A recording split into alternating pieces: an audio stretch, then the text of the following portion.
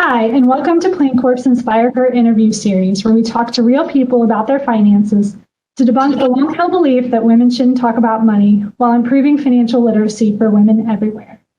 I'm Sara Gelsheimer, a senior wealth manager at Plancorp, and I get to work with individuals, couples, and families every day who need professional guidance on how to invest, budget, and plan their financial success. InspireHer is an initiative we started at Plancorp 5 years ago to build financial literacy among women after years of firsthand experience witnessing the gender divide when it comes to financial management. Our mission is to inspire financial confidence in all women through education and impactful support. By giving women a platform to be curious, inspire, and be inspired, we hope to empower them to be more confident in their financial lives. All right, welcome to Plancorp InspireHer's interview series. Today's guest is Ms. Dr. Becky Lynn. So she is the CEO and founder of Evora Women's Health at St. Luke's Hospital and an adjunct associate professor of obstetrics and gynecology at St. Louis University. Dr. Lynn specializes in menopause and sexual health and is a certified North American Menopause Society physician. She was named as one of the top 100 menopause providers in the United States by Fab Over 50 in 2020. Dr. Lynn founded Evora with the idea of creating unique, direct care practice with comprehensive preventative and therapeutic care in one supportive space. Her research focuses on the effects of cannabis on the sexual experience. So, Dr. Becky Lynn, thank you so much for joining us today. Thank you for having me. I'm really excited to be here.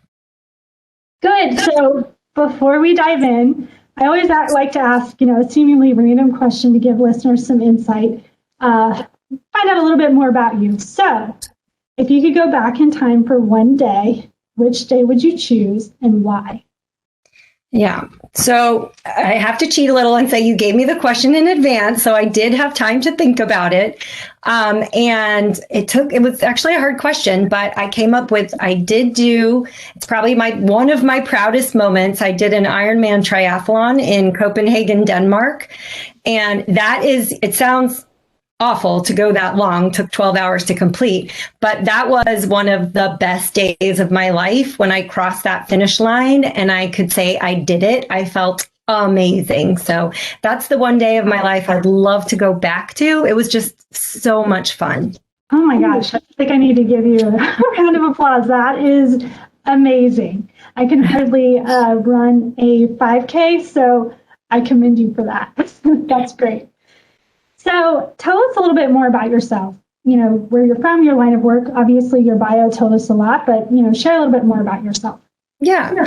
So I'm from Los Angeles originally. Went to college on the West Coast, then moved to the East Coast where I did my medical training at Georgetown in Washington, D.C.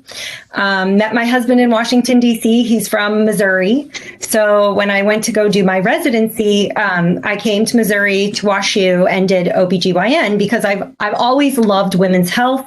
I did some research in women's health when I was on the East Coast, and I went to med school with an open mind. I don't have to be an OBGYN, even though I feel really strongly about empowering women to live healthy lives. But in the end, I decided to go into OBGYN. And so I finished my residency here in St. Louis. I moved to mid-Missouri for 12 years. I was in mid-Missouri. I was at Mizzou, and then I came up to SLU, and I was at SLU until January 2020. And at that time, I left SLU and I opened up Evora Women's Health we are at St. Luke's in Chesterfield. So that's kind of the condensed version of how I got where I am today. So, obviously your business is still pretty fresh, but can you tell us what's one of the biggest challenges that you faced with your business and how did you overcome it? I can take a wild guess as to one of the biggest challenges you probably faced starting a business right in the beginning of a pandemic, but I'd love to hear more about that. Yeah. So it's funny. So when I was at SLU, I got my MBA also. And so I had this, lovely business plan, all these projections, how things were going to go. I had it all organized, written down. I was like, I can do this because look at all this beautiful planning. And then you get there and then we had a pandemic. So that was definitely the biggest hurdle. And so I found myself, because I opened in February, and in March, everything went to, you know what? Yeah. And I found myself really having to pivot, because for April and May, we weren't seeing anybody in the office. And there is a good side to all this. I was able to stay home with my kids, my teenagers, which was nice, because otherwise they wouldn't have been home. But, I had to pivot. But I did get creative about earning a living. So I did a couple lecture series, and I, posted them online, and people tuned in to hear the lecture series. I did lots of Zoom, girls' night out. I just really, really got creative to be able to bring in the revenue to keep my doors open, even though I wasn't even at the office. So that was definitely the biggest hurdle, but I've made it, and we're still growing. And the one thing that I think is so funny, because in my past life, I've always been an employed physician and not a business owner. But I do love being a business owner, because it's a challenge, and I really enjoy the challenge of making it work. But also now I've been in practice over a year, and I look back at that original plan, and where I am today is nothing like what I had planned out. But I'm really happy with where I am today. But definitely, as we've grown, we've really changed, we've sort of morphed into who we are, and it's been really fun. That's great. I feel like if you can not only survive, but thrive through what we've been through in the last year, I mean, that is a true testament to you and the business that you built. And right, sure. Yeah. And I mean, it's just, it's funny how we can plan all day long, but sometimes, we cannot plan for the unexpected. But it sounds like you guys have done such a phenomenal job. So I commend you for that. Thanks. So can you talk about, maybe one of the biggest challenges that you faced maybe in your personal financial life? Mm-hmm. How you potentially overcame it? So I think our biggest financial hurdle is that when I got out of medical school, I had a lot of debt, and I chose not to start paying it back in residency, because it was a big chunk of an amount. So later on, when I got into practice, I started paying it back. But my husband also had law school debt. So here we were finally in the workforce, and both of us had a lot of debt. And so I'm really glad I did it this way. I ended up going to Jefferson City first, straight out of residency. And when I had looked at jobs here in St. Louis, the salaries were so much higher, 4 times higher than what I was offered, seriously, in St. Louis. So it was a no-brainer for me to go to Jefferson City, where the cost of living is low, and you could live a really nice life there. Houses are cheap. Food is cheap. And I grew up in Los Angeles. So Jefferson City, the town at that time, was about 40,000. So it's a super small town. It was a unique experience for me, but a good place to raise my family. And then once I had paid off our debt, I took the job at Mizzou because so at that point, I was in a better financial situation. And typically in academics, physicians tend to make less money in academics, although that's they're kind of catching up now. Or the private practice has gone down a little bit. So I had gotten myself in a good financial situation so that I could go to academics, which I really love working in a university setting. Yeah, so that's fantastic. Yeah. How long were you in Jefferson City? So we lived there for 12 years. I worked there for 6, and then I worked in Columbia, but lived in Jeff City for 6 years. Gotcha. Wow. Good. So you mentioned your husband. How do the two of you divide up the financial tasks for your household? I'm always curious to hear different households' take on how they do this. Yeah, so I'm in control of everything because we divide the work, and I don't know, we started off this way, and I do everything, and it seemed to work that way. We've been married now for 20 years, and he does other things, and it's good. That's just the way that we've divided it. So I don't know why, it just worked out that way. Yeah, and hey, if it works, that's awesome. Works. Yeah, that's great. So you've also mentioned having kids. So I'm curious too. I mean, how have you guys, or have you guys talked about money with the kids, or have you tried to form good money habits in them? And if so, Yes. I'd love to know what you've done. Yeah. So the one little thing that's on top of mind right now is my daughter just graduated from high school and is going to college. We started Most accounts when they were babies, and I highly recommend it to anyone. I'm so glad now that we are where we're at, and the school that my daughter is going to is incredibly expensive. I didn't really have a good handle on how expensive college is. So I'm really glad that we started their Most accounts when they were babies. And anytime they had birthdays, we asked the relatives send money, we put it in the Most account. And eventually they got big enough. They didn't want money anymore. They wanted toys and things. But we have tried to teach them about money. So I can remember, I guess it was probably it was before 2010, maybe 2008 or something. They were little. And we love travel. And so we wanted to take a trip. And so I don't know how I did this because they would never do this today, but I convinced them to save their birthday money, their Christmas money. And we all went to Hawaii and they bought their plane tickets. My kids were little then, but they loved, so they took their dollars and they put them in a little like a manila envelope, and it was up in my closet, and they'd come in and count it. And they felt so good because they were saving money. Now, granted, that I make that sound so easy. It's not, it doesn't always work that way. Sure. And now they both, I feel like, we've taught them both to work hard. My son, I'm so proud of him. I'm proud of them both. My son works at Deerberg's, and he's such a good worker. I have to brag a little bit at being his mother. He was a bag boy, entry level, like he's a teenager. He's 17. Yeah. And he was bagging, and then they were going to get rid of the baggers, and they were doing some automation. So he told his boss that he was going to quit, and his boss was like, "What? You're my hardest worker. We're going to promote you to produce and give you a raise." And I'm like, "That's so great. I'm so proud of you." Yay. And then my daughter babysits, she dog sits, she house sits. And I feel like we do a good job of saying, if you want something, you can save up for it. They're not as wonderful with money as I am making them sound. Obviously, they're teenagers. They want to buy stuff they don't need, or that, Sure. I think is not a good idea. But I do feel that we've taught them the value of hard work and the value of a dollar, because you sort of, when you're working to earn money, you see how hard you have to work. I'm curious. Again, it sounds like you have a really good handle on your finances, both with your business and in your personal life.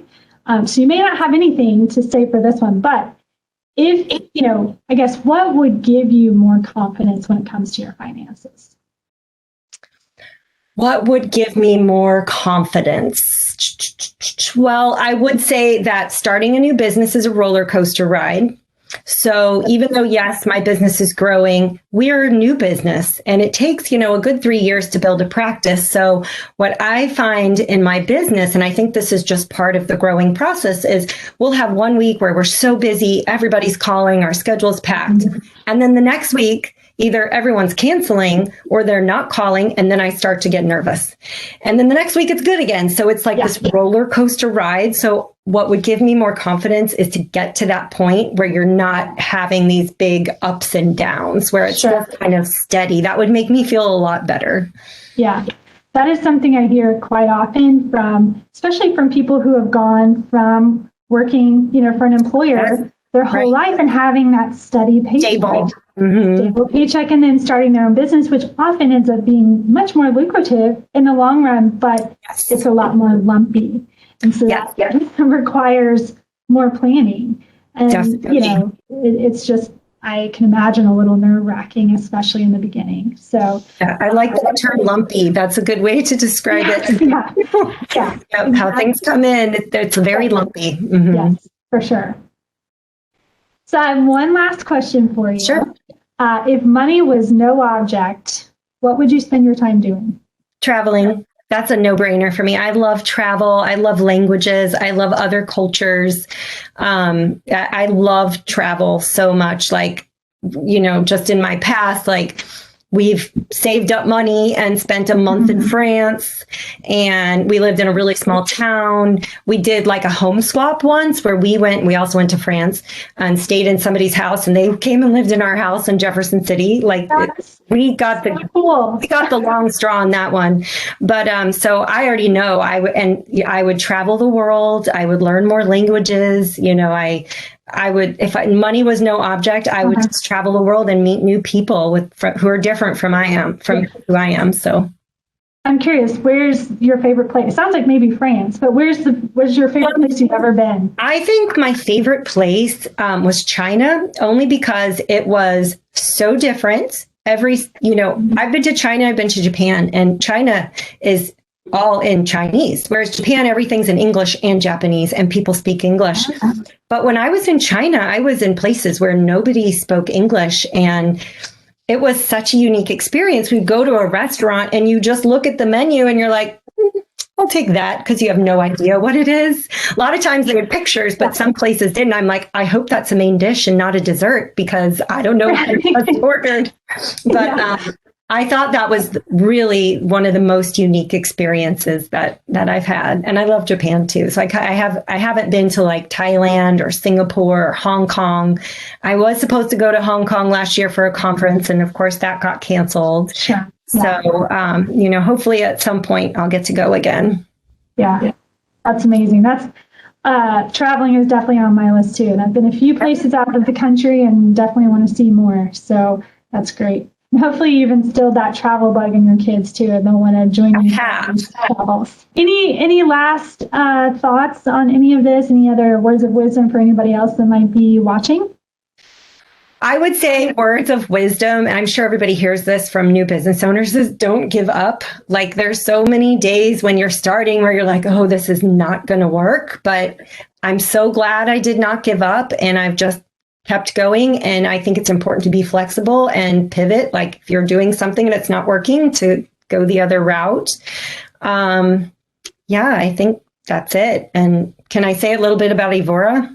Yeah, please. Okay. So just a little bit about Evora, so everybody knows, since we're talking about women's empowerment, is we're a full service concierge practice. And we see, even though I specialize in menopause and sexual problems in women, I see all ages, from 18 to 87 or so. So we see women of all kinds. But what I really wanted to do with my business was to provide women the time that they need with their provider. So we don't do the 5-minute rushed visit. And also to provide all the services that they need in one easy, supportive, comprehensive space. So we have dietitians and we have personal trainers, and we do pelvic floor physical therapy, which is great for women who leak urine when they're older or younger after they have babies. We have a massage therapist, and we have a mental health therapist. And it's interesting because I was just talking to her last night, my mental health therapist, and we were talking about how we can provide we want to provide holistic, comprehensive care. And I was saying, I don't really talk to my patients about money. I don't think that's in my lane. But my mental health therapist does, because part of her job is helping people get themselves to their preferred future, to organize their lives in order to be happy. And so she was talking about how your financial health is really important to that, because if your financial health is a mess, then your mental health and your stress levels might also be a mess. So I thought that was interesting. So it's part of the bigger picture. Absolutely. And I think it's either number one or number two cause of divorce is money issues. So wholeheartedly agree that if you don't have your financial house in order, it can cause all kinds of problems with mental health and physical health and all of that. So that's fantastic. Well, thank you so much for joining us, Dr. Lynn. This has been so great. You've had such great wisdom to share. So we really appreciate your time today. Oh, thank you so much for having me.